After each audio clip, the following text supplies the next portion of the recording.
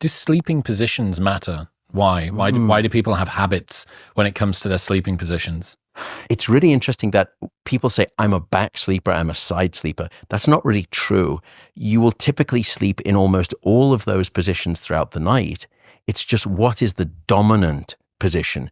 And when people say, I am a X sleeper or Y sleeper, you're just talking about what you typically do more often relative to the other positions. More people are side sleepers than front sleepers or back sleepers. About 60% of people are most often side sleeping.